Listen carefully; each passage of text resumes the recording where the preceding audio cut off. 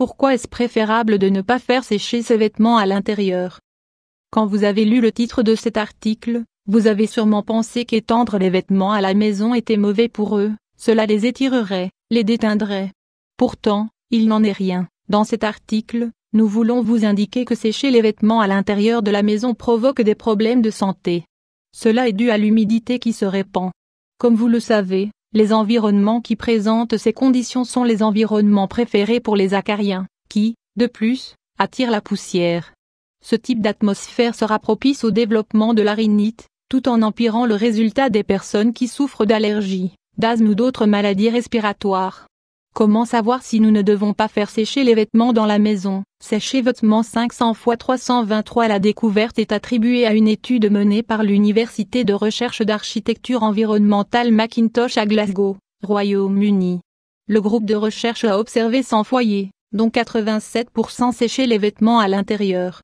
Il s'est concentré sur ces derniers et il s'est rendu compte que les niveaux d'humidité étaient idéaux pour développer la présence d'acariens ainsi que pour l'apparition de champignons. À tel point qu'il a été démontré que 25% des habitants avaient un système immunitaire fragilisé et souffraient d'infections pulmonaires. Les scientifiques ont montré que la solution la plus immédiate au problème se trouvait dans les laveries publiques. Si tout le monde a un lave-linge, pourquoi n'avons-nous pas de sèche-linge? Ces appareils ne sont pas à la portée de tout le monde car ils coûtent cher. D'autre part, les appareils électriques sont néfastes pour l'environnement. Alors, que pouvons-nous faire? Astuce pour faire sécher les vêtements plus rapidement. Si nous n'avons pas d'autres alternatives, nous devons apprendre comment faire sécher les vêtements à l'intérieur mais le plus rapidement possible. 1. Séparez bien les vêtements. En faisant cela, chaque vêtement profitera d'un plus grand courant d'air. En même temps, l'humidité des autres ne l'atteindra pas. De même, vous pouvez recourir à un petit chauffage d'appoint, même si d'un point de vue écologique, ce n'est pas l'idéal. 2. Retournez les vêtements les plus épais. Les tissus comme le jean par exemple sont très épais et sont plus difficiles à faire sécher à l'intérieur. Cependant, le temps de séchage est réduit si nous les étendons à l'envers. Une fois que cette partie n'est plus humide, il faut les retourner à nouveau. 3. Utilisez le sèche-cheveux pour les petits vêtements. Séchez les vêtements sèche-cheveux 500 x 333. Si vous avez essoré vos vêtements, vous aurez besoin de quelques passages de sèche-cheveux pour que les sous-vêtements sèchent dans les meilleures conditions. N'insistez pas trop car la machine à laver aura déjà fait la majeure partie du travail pour vous. 4. Mettez-les dans le congélateur. C'est une mesure extrême et très étonnante.